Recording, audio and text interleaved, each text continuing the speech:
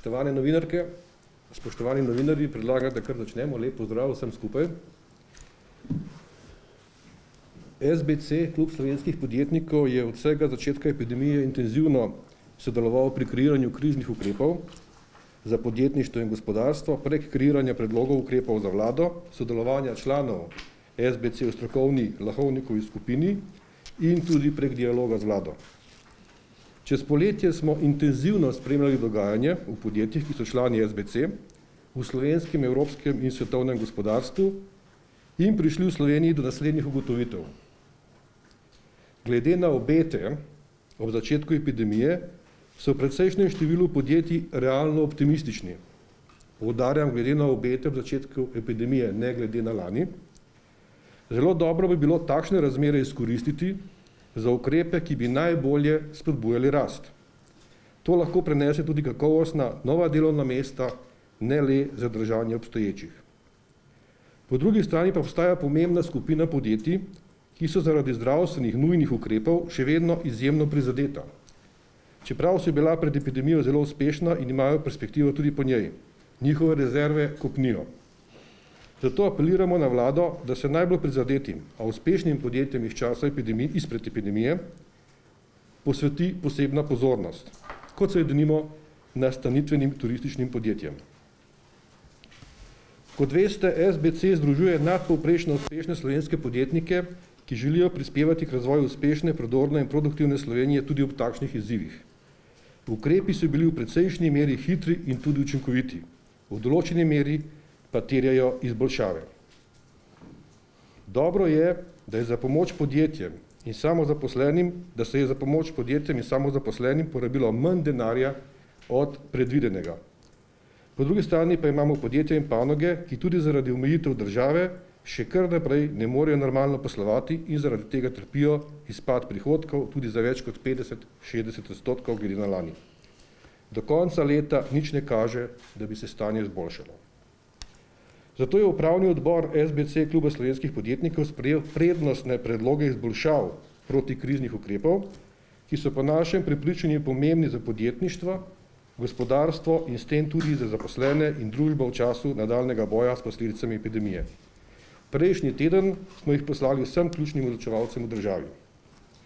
Z nami so zato danes na tiskovni konferenci od junija novi predsednik SBC-ja, dr. Jure Knez, in člani upravnega odbora SBC-ja Martin Jezeršek, Marko Lotrič, Štefan Pavlinjak, Andrej Repše in Tone Stanovnik.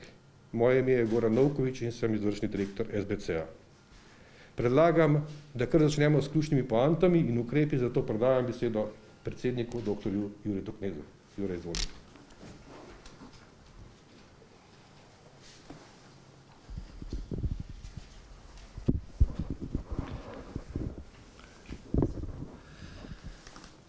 Ja, lep pozdrav še z moje strani.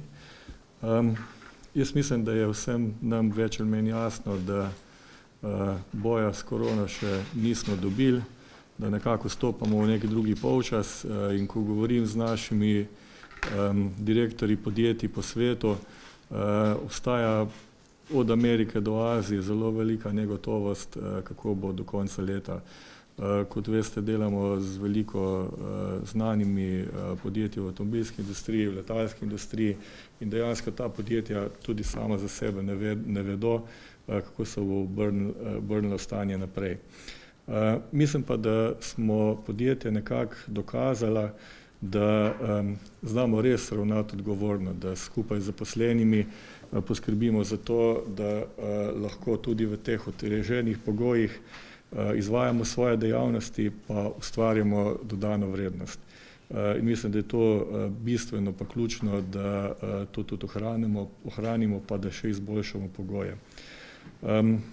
Večanje števila okužb, karantene, omejitve pri poslovanju so stvari, so dejstva, s katerim bomo morali živeti še kar nekaj časa. Tudi, da je treba masko nositi, pa kakšno stvar povedati.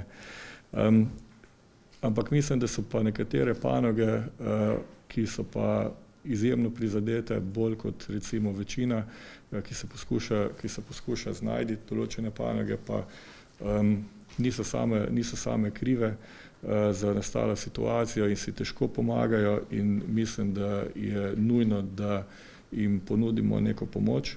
Tako da so tukaj nekako smo zbrali 7 predlogov, ki se nam zdijo kar bistveni. Pa bi jih kar v grobem naštel.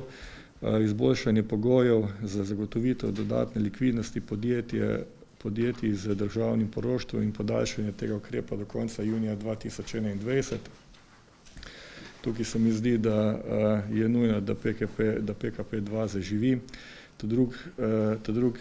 Druga stvar, brisanje pogoja padca prihodkov za več kot 10% v letu 2020 glede na leto 2019 za podjetja, ki so uporabljali inštrumenti iz PKP1 in PKP3, čakanje na delo. Tukaj so tista podjetja, ki se pa zdaj trudimo za to, da bomo presegli promet lanskega leta. Se mi zdi, da ni smiselno, da jih na koncu leta nekako, kako bi rekel, kaznujemo za to dobro delo. Podaljšanje čakanja na delo za izjemno prizadete, ki jim bo letos glede na leto 2019 prodaja padla za več kot 50%, vavčerji za podjetja iz industrije srečanj, ki so izjemno prizadeta zaradi epidemije in sicer v višini 10% njihove lanske prodaje, ter razširitev koriščenja turističnih bonov na vstopnice ponudnikov ogledov naravne in kulturne dediščine državnega pomena in industrije srečanj ter podaljšanje možnosti njihovega koriščenja do 3.6.2021. Te 3 točke so vezane v glavnem na te panoge, ki so najbolj prizadete, ki po našem mnenju potrebujejo največ pomoči. Potem ena točka, zamrzitev določil zakona o minimalni plači, ki bo omogočil velik dvig plač z 1.1.2021 ob hudi prizadetosti podjetij. Tukaj se mi zdi, ali pa se nam zdi, da je pač minimalna plača, da vsi si želimo višjih plač, da pa so te plače pogojene z dodano vrednostjo, z rastjo dodane vrednosti nezaposlenega in da mora biti to usklajeno in da je zdaj najbrž čas, da ne razmišljamo o tem, ampak da potem to naredimo v času konjunkture. Uvedba epidemioloških pravil za tuje in domače delavce po vzoru nekaterih zahodnih držav s testiranjem in krajšo karanteno. Tukaj se nam pa zdi, da lahko pa dejansko imamo bolj optimalne pogoje vračanja na delo, pa še vedno varne, kar bi kasneje tudi nekako predstavili. Hvala lepa. Jure, bi še kaj dodal na prvi predlog mogoče? Ja, zdaj nekako je vsak, tudi v SBC-ju smo določili sistem podpredsednikov, tako da smo si, glede na to, da to združenje raste, smo nekako si razdelili področja, vsak pač na določenih področjih je najboljši, zato bi tudi pač vsak vzel en del tega programa, pa predstavil tudi en del tega programa. Ta prva točka je izboljšanje pogojev za zagotovitev dodatne likvidnosti podjetjem z državnim poroštvom in podaljšanje tega ukrepa do konca junija 2021 je vezano na poroštveno shemo, ki je bila sprejeta 1.5.2020, pa dobro vemo, da v praksi ni zaživela. In tudi zaradi različnih razlogov ni veliko interesa. Se mi pa zdi, da glede na to, najbrž če korone ne bi bilo več, če bi začeli normalno delati, ne bi bilo to tako pomembno. Glede na to, da pa ne vemo, kaj bo v prihodnje, se mi pa zdi bistveno, da ta ukrep dejansko zaživi in da je podjetjem ta denar na voljo na enostaven način. In sicer konkretni predlogi v tem sklopu so, da se najvišji dovoljeni skupni znesek glavnice kredita posameznega kreditojemalca zviša, zdaj je meja 10%, od prodaje v letu 2019 ideja je, da bi šlo to na 25%,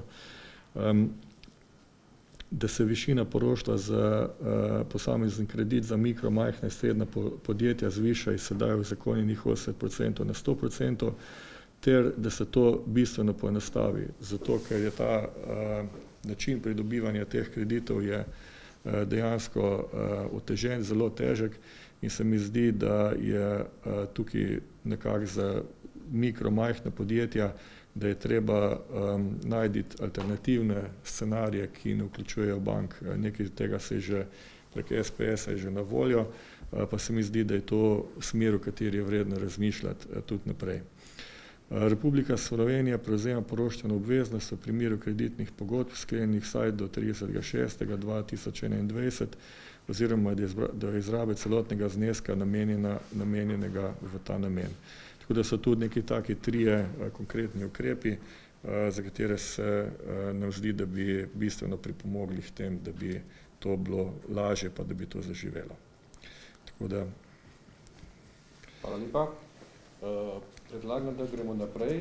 Po točkah na koncu bomo seveda vsi tudi na voljo vsem za izjave, tako da za vaše vprašanje ali pa individualne izjave.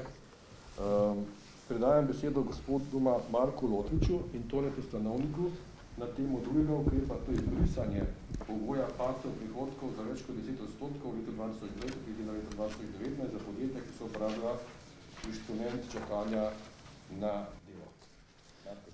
Ja, lep pozdrav še z moje strani. Kot rečeno, gre za brisanje pogoje padca prihodkov za več kot 10% glede na leto 2019 in sicer ta, ki so uporabljala inštrumente iz PKP1 in pa PKP3 zdaj. Predvideno v PKP1 so bila sredstva v višini 3 milijard evrov, vendar je vlada podelila teh sredstev le v višini 1,1 milijard sredstev po naših informacijah, s katerim lahko razpolagam. Zdaj, naj povem, da zakon je bil v redu, tako nastavljen kot koriščen in verjamemo, da na tem področju ni nastajalo kakšnih večjih anomalij.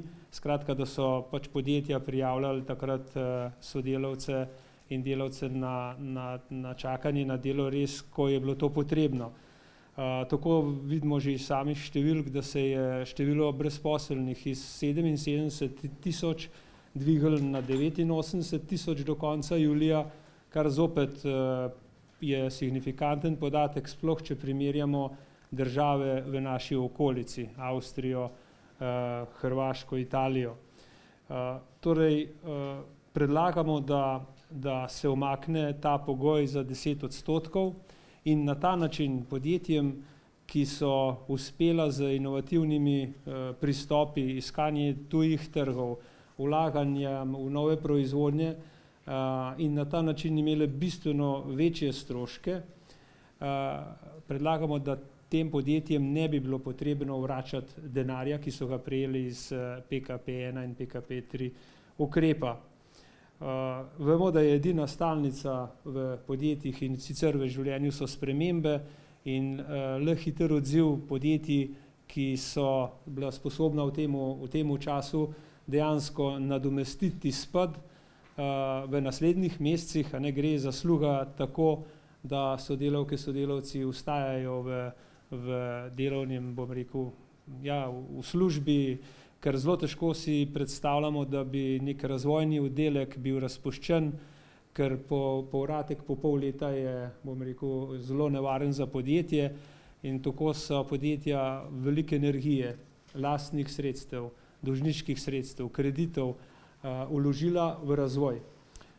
Tukaj noter naj bi povedal, da je nominacija za projekte, ki zdaj prihajajo, temeljijo seveda na tehnološki odličnosti podjetja, temeljijo na kadrovskih potencialih in tukaj že vidimo, ko naštevamo ključne kadre, kupci nas poznajo, ocenjujejo, so te kadri novi, a so starejši oziroma po stažu novi, a starejši in pa seveda prevladujejo naše finance. Lahko povem, da je to mednarodna tekma in da želimo biti enakopravni z avstrijskimi, nemškimi, italijanskimi podjetji in na ta način bi zagotovili dodatno finančno podporo tem podjetjem, ki so uspela, bom rekel, nadoknaditi ta izpad. Seveda hkrati so se pa izčrpala oziroma se bodo zaradi kreditov. In ta zadeva je tako, da je to malo v Sloveniji unikum. Če pogledamo te naše konkurenčna okolja, lahko ugotovimo, da so pa ta podjetja v tujini dobivala bistveno višje financiranje. In to pomeni, da ne bomo v naslednjih mesecih, letih enakopravno kandidirali ali pa nominirali za projekte. S tem ukrepom bi absolutno lahko omilili in pa postavili štartno mesto naših podjetij na enako mesto, kot jih imajo naši konkurenti v tujini. Tako da po našem prepričanju ni v interesu ne države, ne zaposlenih v tem podjetju in ne širše družbe. Uspeh in trud je treba nagraditi, ne ga pa kaznovati. Zato predlagamo, da se ta člen izbriše zakona in s tem omogoči podjetij, da poskušajo izkoristiti vse poslovne priložnosti, ki si jim ponujajo in s tem ohranjajo in ustanavljajo nova delovna mesta. Hvala lepa. Goran, lahko kar jaz prevzamem. V redu. Lep pozdrav še v mojem imenu. Mogoče jaz ta člen, ki je precej sporen, še malo praktično opišem. Mogoče najprej praktično, če bo ostal noter dva večja minusa. Špica, iz katere prihajam, ima svoje podjetje tudi na Hrvaškem in vemo, da so nek tak podoben člen imeli na mesečnem nivoju in so podjetja prenašala promet iz enega meseca v drugega zato, da v tistem niso dosegla svojega uspeha. To je siguren en minus in sem siguren, da bojo podjetja znala prenesti promet v naslednje leto in se izogniti temu. Tako da je brez veze, da jih pri tem zelo, bi rekel, da jih silimo v to. Druga večji minus se mi zdi pomemben je, da je pravzaprav prodaja in cilj, ki si ga podjetje zastavi, motor, da se razvije. In če vi tiščite ta cilj navzdol, seveda v bistvu ste kontraproduktivni. In tako da mogoče jaz govorim bolj v imenu naših kupcev, s katerim se dnevno pogovarjam in vsi ocenjujejo, da je to precej kontraproduktivno in kontramotivacijsko. Se veste, plan vas vedno vleče naprej. Mogoče opišem tle, kako v bistvu uspešna proaktivna podjetja, ki so v začetnem šoku najprej prebila nek mogoče krajši rok na čakanju, potem pa izkoristila to obdobje za, kakor sem se pogovarjal, večji del za šolanje, za izobrazbo teh zaposlenih, tako da so v prvi fazi mogoče pripravili že kakšne projekte, kot razumem, za sofinanciranje. To je zelo pomemben, ker morajo portfolio produktov spremeniti strukturo, tako da dodajo čim več pameti v produkte. Mi vemo, da je Slovenija bogata recimo z lesom in če izvažamo lesene plohe ali pa če izvaža stil les vrata, kjer je vgrajen senzor odprtosti, kukalo, govorimo o vratih za takle hotel, kot je na primer tale, če je noter recimo čitalec za vstop s kartico, s telefonom, če je tak produkt z visoko dodano vrednostjo. To je ključen problem Slovenije, da ima veliko izvoza, ampak žal produkte z nizko dodano vrednostjo in to vpliva tudi na nizko produktivnost potem in za sabo potegne seveda blaginjo pač celotne družbe. Naj omenim mogoče še področja, ki so jih podjetja, vem, da izkoristila zdajle v tej dobi, ko so na kratki rok dala sodelavce na čakanje in so v tem obdobju mogoče pokrenila nekatera recimo temu avtomatizacije v proizvodnji. Tudi avtomatizacija je nekaj, kar v bistvu omogoča povečanje dodane vrednosti in moramo vsa ta podjetja, ki se v tem obdobju čakanja na delo, kreativno lotila reševanja, jih ne smemo pri tem s tem v bistvu, kako bi rekel, nadomestilom za čakanje, ki bi ga vzeli, če bojo uspela se prebiti, pravzaprav jih ne smemo destimulirati. Naj mogoče omenim na koncu mogoče ta področja digitalizacije. Nekako sem zadolžen v tem zboru upravnem združenja tega upravnega odbora društva SBC za digitalizacijo. Vsi vemo, da je pravzaprav ravno vlaganje v digitalizacijo določenih procesov, ki jih lahko obrnete v neke vrste nov poslovni model. Predvsem govorimo o logistiki ali pa o trženju, je v bistvu lahko tudi preboj na kratek rok. Mogoče ocenjujete, da je kratko obdobje, ko lahko podjetje obrne krmilo, ampak Slovenija ima 3 prednosti. Eno je, da je majhna in tudi podjetja smo relativno majhna, kar pomeni, da lahko hitro obračamo, kar je značilno za obdobja, ko morate agilno prilagoditi. Druga velika prednost model Balkana. Balkan nas je pravzaprav izučil teh sprememb, ki jih v bistvu veliki igralci Zahoda ne morejo tako hitro narediti. In mogoče še tretja zadeva, da smo pravzaprav, če gledate zunaj Evrope, smo pravzaprav kot Slovenija v srcu Evrope. Mogoče nas iz severa gledajo malo navzdol, ampak do zunaj Evrope smo na odlični poziciji. Tako da te vodilne, ki so sposobni bili v kratkem področju, časovnem območju obrniti svojo ladjo v pravo smer, novim oceanom naproti jih ne smemo s takim, bi rekel, kontraproduktivnim, bi rekel, nadomestilom, ki ga bomo vzeli na koncu, če bojo uspeli zabiti navzdol. Hvala lepa. Hvala lepa. Besedo predajam Martinu Jezeršku, ki bo predstavil ključ leta in sicer podaljšanje čakanja na delo za delo prizadete, ki jim je letos glede na leto 2019 prihodki in prodajo padli za več kot 50%, in sicer do konca leta 2020.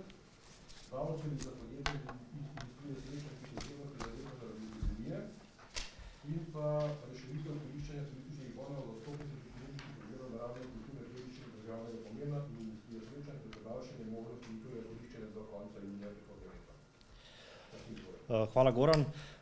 Torej, jaz sem Martin Jezeršek, predstavnik, direktor podjetja Jezeršek gostinstvo. Nažalost moram danes govoriti o ukrepih za najbolj prizadete, zato ker na nek način je tudi naše podjetje ni sicer med najbolj prizadetimi, v nekem segmentu posla pa žal smo med najbolj prizadetimi. Zato smo tudi pripravili v tem upravnem odboru 3 ukrepe, katere bom predstavil. Prvi je podaljšanje čakanja na delo za izjemno prizadete, ki jim bodo letos, glede na leto 2019, prihodki od prodaje upadli za več kot 50%. In sicer do konca leta 2020. Kar že vemo v primerjavi s tisto krizo iz leta 2008 je, da ta kriza je prizadela nekoliko bolj nišno, se pravi tudi znotraj panoge turizma ali pa znotraj panoge gostinstva so nekatera podjetja, ki so izredno prizadeta in pa druga, ki morda niso toliko prizadeta. Zdaj, kakšni so dejavniki, mogoče mikrolokacija gostinskega lokala, povezanost na tuje trge ali pa vezanost na industrijo srečanj. Predvsem tukaj zelo trpi industrija srečanj in zato smo predlagali tudi te predloge. Konkretno, če govorimo o industriji srečanj, težava te industrije je, da nekako ne paše nikamor, pa vendar paše k različnim panogam, skratka ni povsem turizem, ni povsem gostinstvo, ni povsem glasbena industrija, nekako je med vsemi in je ostala spregledana pri teh ukrepih. Kljub vsemu pa ta industrija predstavlja približno 7 000 delovnih mest. Po ocenah iniciative industrije srečanj in pa Kongresnega urada Slovenije bo v letu 2020 izgubila 250 milijonov direktnih prihodkov, mednarodno izračunan povprečen kongresni multiplikator je 3,3 in posledično to pomeni, da bo celo gospodarstvo izgubilo kar 750 milijonov prihodkov. Kongresni urad je skozi anketo članov izračunal, da so do avgusta člani izgubili skoraj 90% dohodka in pesimistična napoved pravi, da do konca leta ne bo nič bolje. Pri tako imenovanih DMC, PCO, se pravi Destination Management organizatorjih, ki so predvsem odvisni od globalnega turizma, so obeti še hujši. Nekateri so izgubili 100% sklenjenega posla za letošnje leto in ker deloma smo odvisni tudi od te industrije, slišimo že novice o zapiranjih podjetij in odpuščanjih. In zato poleg tega vsega še bi dodal to, da je industrija srečanj izredno sezonska. Običajno je zima nizka sezona in takrat podjetja kurijo rezerve, ki so jih ustvarile v poletni sezoni. Letos se je pa zgodilo to, da je pandemija prišla ravno na koncu te nizke sezone, ko so bile v veliki meri rezerve že pokurjene. Se pravi, se je zgodila kriza skozi celotno sezono dogodkov in zdaj se zopet pričenja nizka sezona za dogodke, kar pomeni, da so še toliko bolj prizadeta ta podjetja in enostavno se bojimo, da mnoga ne bodo dočakala pomladi in da bo industrija na nek način osiromašena, če ne uničena. Zato predlagamo torej, da se podaljša ukrep čakanja na delo do konca leta 2020, ob pogoju seveda, da bodo tem podjetjem v primerjavi z letom 2019 prihodki upadli za vsaj 50%. Poleg tega pa predlagamo, da bi se višina povračila nadomestile plače uporabljala določila iz prvega protikoronskega zakona in ne iz drugega. Drugi ukrep, ki je tudi povezan z industrijo srečanj, predlaga, da se ustvarjajo posebni vavčerji za podjetja iz industrije srečanj, ki so zelo prizadeta in sicer v višini 10% lanskih prihodkov od prodaje. Se pravi, tukaj govorimo še enkrat o kongresni, prireditveni, festivalski, sejemski turizem, ki bo uničen. Govorimo o tem, da bo znanje in da bodo kadri izgubljeni in da bo trajalo kar nekaj časa, da bo se to znanje spet ustvarilo. Govorimo o tem, da bo onemogočena izvedba številnih prireditev doma po svetu in da bo na tem področju tudi izgubljen ugled. Zato predlagamo, da se pač določi standarde, katera podjetja bi to pomoč dobila, naprimer na podlagi klasifikacije dejavnosti, dejavnost organiziranja razstav, sejmov, srečanj in druge dejavnosti, ki so povezane z industrijo srečanj, in da ta podjetja pridobijo vavčer, na nek način po tehničnem sistemu turističnih vavčerjev v višini 10% letnih prihodkov od prodaje lanskega leta in da lahko ta vavčer izkoristijo pri državi, naprimer preko FURS-a, za stroške, ki jim nastajajo pri poslovanju, pri pripravi organizacij teh dogodkov, davkih in ostalih zadevah.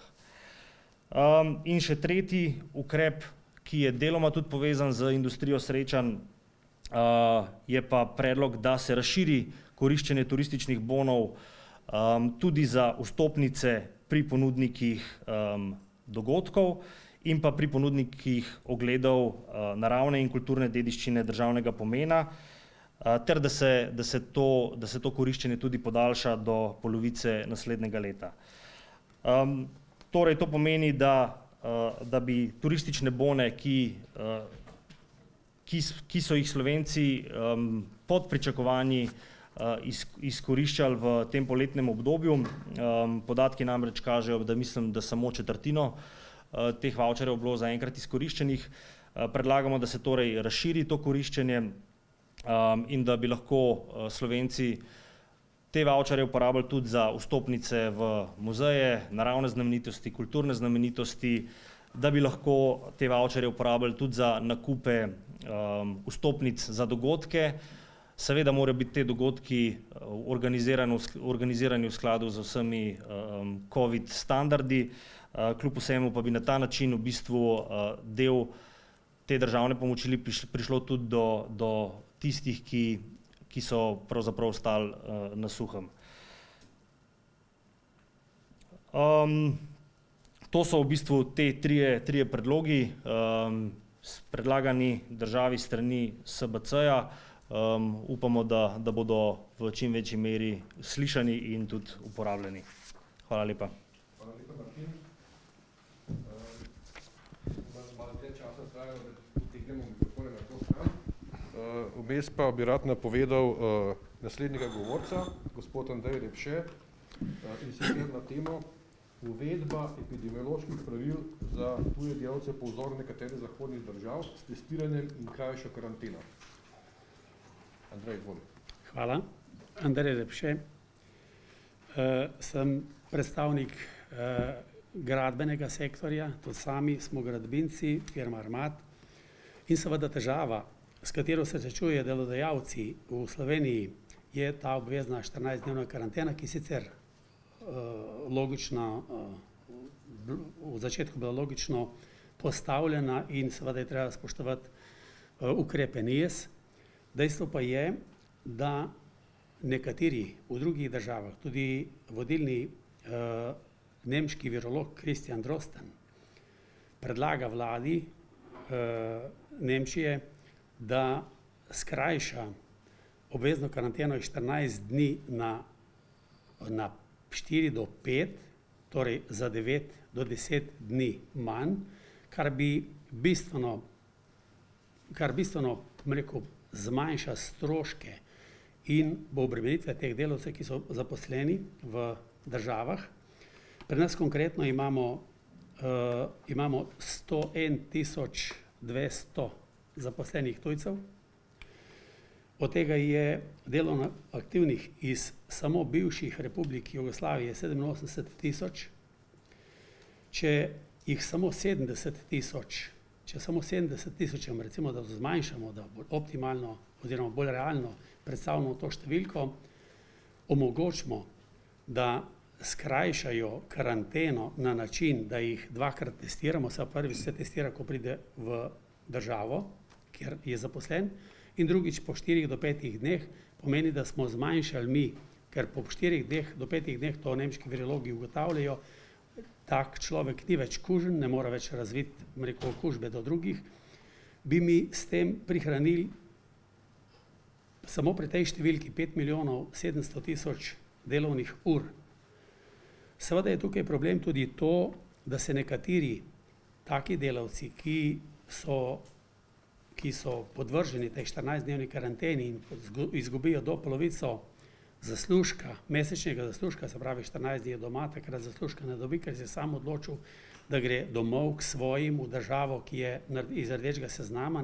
Mi vemo v tem trenutku, da je samo Srbija od teh 5 držav na rumenem seznamu, vsi ostali pa morajo v karanteno.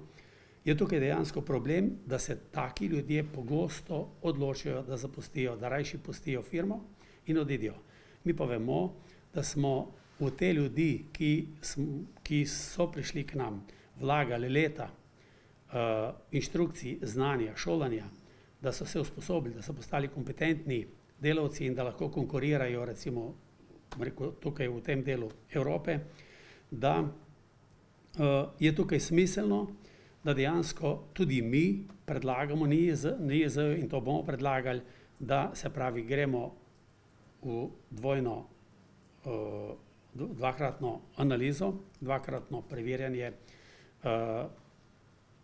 kužnosti, ali je okužen ali ni, in če je dvakrat negativen, bi seveda svetovali, da vlada oziroma NIJZ da vladi priporočilo in se sprejme nov ukrep, da ne bo potrebno več 14-dnevne karantene. Torej, želimo ohraniti delavce, ki smo jih težko pridobili. Mi vemo, da v zadnjih letih, predvsem v zadnjih letih, intenzivno ti delavci iščejo zaposlitve tudi drugje. V preteklosti je precej bilo, predvsem iz Bosne, Kosova, ampak v Bosne precej teh delavcev, ki jih gradbinci kot manualni delavci potrebujejo, bilo pri nas, zdaj pa odhajajo v Nemčijo, Avstrijo, ker so potrebe tudi tam velike, mi pa v bistvu tukaj izgubljamo in postajamo tudi regijsko manj konkurenčni. Torej, naš predlog bo jasen in to bo s tem to. Tudi gradbeništvo je od vseh teh številk, ki sem jih predstavil, ima 23.500 ljudi v Sloveniji zaposlenih, to je največ od vseh branž in zato je tukaj z naše strani še toliko bolj utemeljen ta predlog in želja, da država oziroma NIJZ prisluhne našim predlogom in optimira poslovanje. Hvala. Če rezimiram, da bo zelo jasen predlog, 2 pogoja sta za skrajšano karanteno. Eden je predložen negativni test na meji, prav že v državi, kjer je stavljeno epidem, in drugi upravljen negativni test v roku 5 dni. Samo v tem primeru je prišlo do skrajšane karantene. Zdaj pa predlagam, da besedo prevzame tudi Štefan Pavlinjek. Štefan Pavlinjek bo spregovoril o našem predlogu, da se zamrznejo določila začasno zakona o minimalni plači, ki bi, kot vemo, z letom 2021 omogočil kar visok dvig, kajti nekatera podjetja so zelo hudo prizadeta. In pa podal bo nekaj besed tudi o debirokratizaciji. V vaših mapah imate tudi naše predloge strokovni skupini vlade za debirokratizacijo, tako da ste tudi v daljnih dneh, če boste karkoli zanimivega še našli, dobrodošli, pa lahko mogoče pomagamo s kakšnimi primeri. Hvala. Štefan Pavlinjek, skupina Roto. Lep pozdrav vsem skupaj. Imam nekak nalogo, da opozorim na določila zakona o minimalni plači, kajti za 1.1.21 bi se seveda minimalna plača drastično povišala, kar pa seveda, če z ozirom na to, da je ta zakon bil sprejet v enih drugih časih, ne pa na krizni, mislim, da to je nevzdržno, ker na koncu vidimo, da nam proizvodnje grejo iz Slovenije, da se tovarne zapirajo, da tujci vlečejo proizvodnjo v druge države in seveda, koliko te minimalne plače dvignemo, je problem. Mi imamo v Sloveniji dosti delovno intenzivnega dela gospodarstva in seveda to bo seveda imelo posledico, da se bo večala brezposelnost prav na tistem področju, ki ne bi smeli si to privoščiti. Rad bi seveda zato nekako zahtevamo, da se ta stvar zamrzne in mogoče v enih boljših časih potem gremo z minimalno plačo naprej, kajti strinjamo se delodajalci, da je dober delavec, koliko je le možno, dobro plačan v Sloveniji in seveda, da pa tiste panoge, ki to ne morejo delati, pa morajo tudi preživeti tudi te krizne čase. Komaj smo začeli malo dihati in moramo gledati, da te šanse v napredku gospodarstva oziroma rasti gospodarstva ne zatremo, kajti na koncu gospodarstvo je tisto, ki nekako je pogoj za blaginjo tudi med prebivalstvom. Kaj se tiče plač oziroma obremenitev na plače, v Sloveniji imamo nadpovprečne obremenitve na plače, zato ne dovolimo, niti ne smemo si privoščiti dodatne obremenitve na plače in seveda, ker je pa v proceduri tudi zakon z področja dolgotrajne oskrbe, ki pa v celoti prenaša finančno breme na gospodarstvenike, to nekako država ne sme delati, kot sem že povedal.